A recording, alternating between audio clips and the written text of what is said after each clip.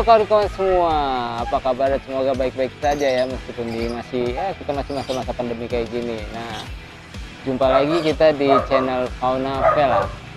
Nah, kebetulan saya tadi habis latihan anjing-anjing di sini, dimana tadi saya sedang melatih eye contact secara healing atau healing position yang lebih ke untuk biasa tuh untuk dipakai untuk lomba gitu-gitu. Nah, bisa nggak sih healing position seperti itu tuh untuk jenis-jenis anjing lain? Nah, jawabannya bisa. Dan kelebihan dalam hal kita melatih healing dengan dia kontaknya kuat ke kita itu nah gunanya tuh supaya doggy itu bisa terima untuk distraction, dalam hal meskipun ada gangguan dia tetap fokus ke kita, seperti itu. Mungkin kan di rumah kawan-kawan juga udah punya tuh doginya mungkin sudah bisa jalan bareng heal, cuman mungkin kan ada pulling atau mungkin penasaran sama sesuatu benda yang akhirnya mengejar. Nah, dengan cara eye contact ini kawan-kawan bisa menguranginya. Cuman sebelumnya nih dia nggak langsung eye contact. Nah, sebelumnya itu mereka itu kita luring, setelah itu bila mereka terganggu oleh distraction maka kita akan mengkoreksi mereka. Nah, makanya sekarang kita juga akan membahas tentang sebuah koreksi. Nah, kalau dari tadi jenis-jenis dogi yang dipakai kan itu beda-beda ya kawan-kawan, dimana di situ kita ada German Shepherd, terus ada Malinois, ada juga Pitbull, dan mungkin kawan-kawan di rumah pun misalnya ada Poodle dan lain-lain gitu kan, rasnya beda-beda. Nah, yang mau saya sampaikan di sini misalnya nih fungsi dari eye contact itu apa, dan bagaimana untuk mengajarkan untuk membiasakan dogi itu eye contact, dan bagaimana cara mengkoreksi.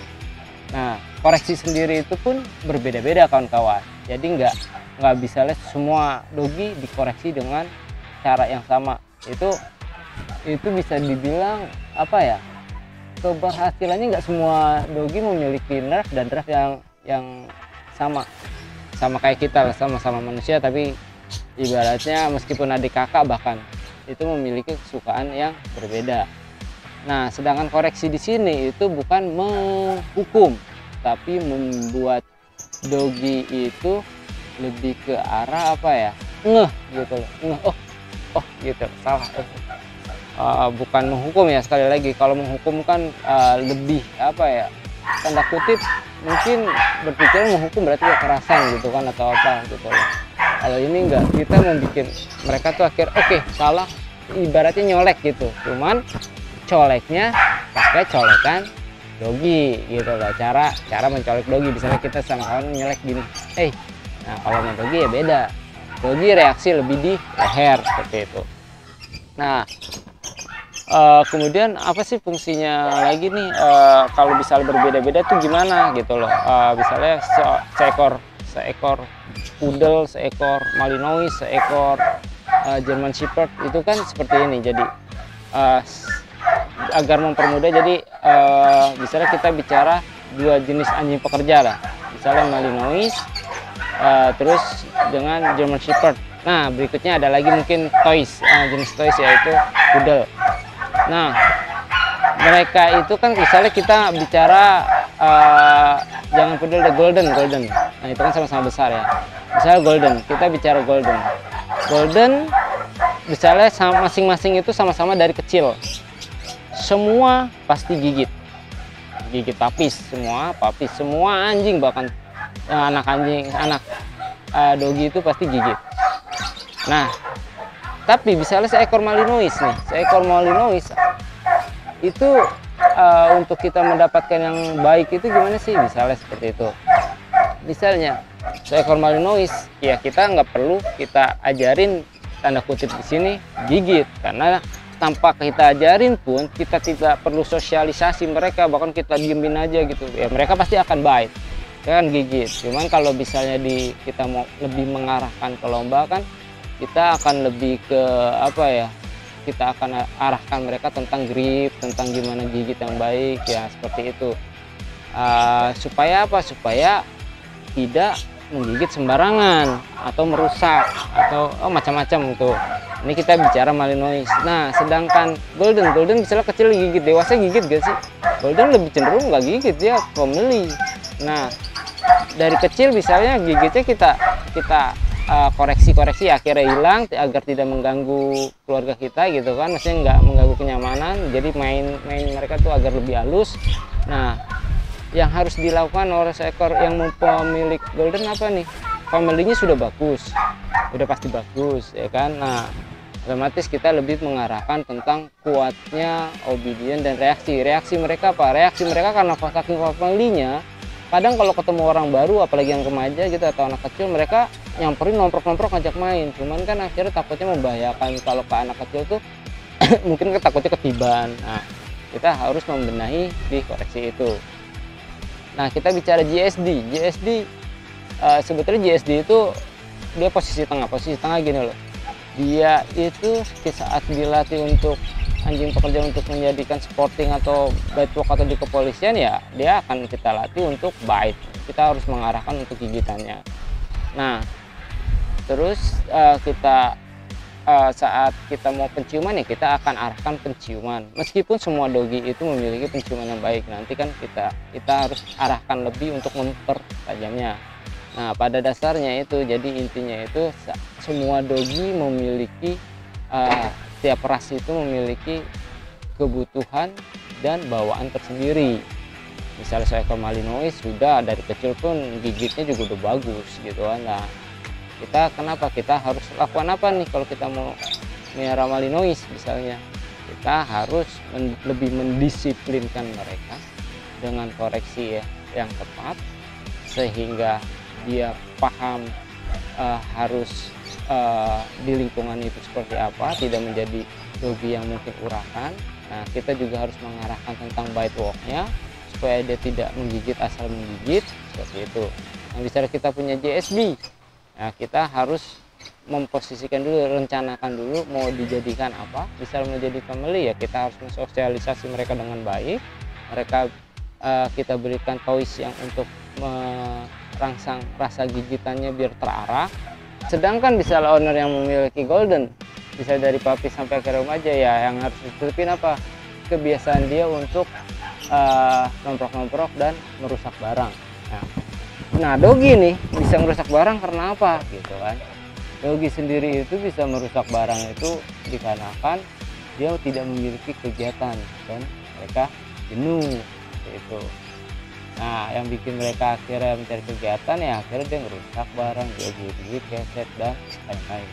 Nah, hal-hal itu yang benar-benar kita koreksi di sini untuk membuat mereka tuh gitu loh, paham, oke ini salah, oke ini. Cara koreksi gimana? Mungkin kan karena kutip lagi, ada yang mungkin ditepuk pantatnya lah atau apalah. Nah, yang akhir kalau misalnya kita menggunakan tepokan dan lain-lain, itu yang ditimbulkan sama yang dirasa sama mereka itu cuman rasa takut, sedangkan mereka sendiri itu tidak memiliki rasa bersalah. Mereka cuman tahu oke ini salah. Ini salah tuh masih nggak boleh melakukan ini gitu. Kalau misalnya mereka ngerusak barang, dia ada sedihnya gak sih kalau dia ngerusak barang terus kita sedih? Enggak sebetulnya, ya kan? Dia cuman menggunakan raut muka supaya ya kelihatannya bersalah, padahal kalau kita meleng ya dilakuin lagi. Nah, caranya gimana nih koreksi yang benar? Biasanya itu ya kalau kita balik lagi nih, kalau bicara dengan dogi kayak kita orang Indonesia, untuk nyambung ya kita harus bicara Indonesia. Bayangin kalau bisa orang yang seperti saya bilang, pernah saya bicarakan, misalnya orang daerah lain dengan daerah lain yang berbicara dengan bahasanya masing-masing, itu enggak. Nah, gimana nih koreksinya supaya yang saya bahas tadi tentang apa sih selaras di sini itu maksudnya dia paham maksud kita dan akhirnya kita pun enak menyampaikannya gitu loh. Nah, yaitu dengan yang tadi saya bilang koreksi. Nah, koreksi itu kan harus di leher misalnya. Nah, biasanya kita bisa menggunakan alat bantu. Kalau misalnya kita bisa langsung ya kita pakai tangan misalnya di bagian leher mereka, supaya ini kita senggol bagian leher mereka. Nah, sedangkan kalau untuk kegiatan yang bergerak atau yang mungkin pulling. Nah, kita biasanya menggunakan alat. Nah, alat sendiri itu macam-macam kawan-kawan. Nah, pada dasarnya alat-alat untuk mengkoreksi dogi itu rata-rata itu kondisinya ada di leher kayak gitu. Nah, kebetulan kita juga baru nyampe gitu kan. Nah, di sini ada beberapa alat yang biasa saya pakai untuk koreksi. Nah, di sini kita ada choke chain. Terus kita juga di sini ada hair springer. Nanti saya saya jelasin bedanya antara merek yang emang qualified dengan merek yang mirip tapi bukan asal bentuknya sama tapi reaksinya itu kayak gimana, bedanya kayak gimana nih. Di sini kita ada prong, di sini kita ada neck tag. Nah, di sini ada yang tadi saya bilang nih sama. Nah, ini jadi sama konsepnya dengan AS Springer, cuma dengan bahan yang mungkin kualitasnya lebih jelek ya, lebih murah, sehingga penyampaiannya tuh nggak dapet, dan di sini juga nggak halus. Sedangkan kalau yang Springer itu lebih rata dan halus, dan reaksi yang kita butuhkan yaitu yang tadi simulasi menggigit. Misalnya ini leher dogi, maka hasilnya lihat ya, sini semuanya rata, dan saat kita tarik ini, nah dia akan ngoncet. Nah, itu seperti digigit, rasanya cuma seperti dipijat. Nah, sedangkan kalau yang nah lihat gak bentuknya yang Chinese punya, jadi tuh akhirnya kalau ditarik, reaksi yang didapat ya itu kecepit. Nah, komunikasinya berubah lagi, jadi dia ngerasa tersakiti, kecepit. Nah, ini Chinese punya, jadi saya beli di e-commerce lah ya. Nah, kalau neck tag dia lebih kayak jenis-jenis wolf dog. Untuk yang bulu-bulu pendek dia sama menggigit. Nah, ini belum ada yang enggak orinya. Dan bedanya lagi, kalau Springer punya itu dia tidak menimbulkan alergi pada kulit si hewan, dan mereka tidak karatan kayak gini. Ini akan menyebabkan akhirnya dogi kita mungkin jadi iritasi, merah-merah dan lain-lain. Nah, terus pemakaiannya gimana nih? Pemakaian untuk prong atau ini kalung latih ya, itu bukan yang kita taruh sehari-hari, jadi dipakai hanya untuk latihan dan reaksi, dimana kalau bisa udah selesai latihan ya harus dicopot, terus jangan dipasang terus-terusan gitu loh. Terus kita bisa ganti dengan rantai biasa atau mungkin ring leher biasa. Nah, sedangkan yang choke itu boleh, cuman balik lagi kalau yang merek bagus dia nggak karatan, jadi nggak masalah dan tidak menyebabkan iritasi. Cuman kalau yang nggak bagus ya karatan, akhirnya malah menyebabkan iritasi seperti itu. Nah, dengan kita melakukan koreksi yang pas dan sesuai dengan kebutuhan si dogi, maka kita akan lebih mudah. Nah, berikutnya kita membantu mereka cara pergerakan dengan luring. Nah, penjelasan tentang luring, terus encourage dan luring beserta koreksi, nanti kita akan buat video tersendiri di judulnya ya, di koreksi part 2. Di sini kita habis koreksi part 1 kemarin. Sekarang koreksi part 2 itu lebih mengarahkan tentang eye contact, gimana supaya eye contact, gimana akhirnya si dogi tahu larangan kita dan belajar untuk tidak mudah terdistraksi dan menerima distraksi itu dengan baik, seperti itu. Oke, stay tune terus, semoga bermanfaat. Dah.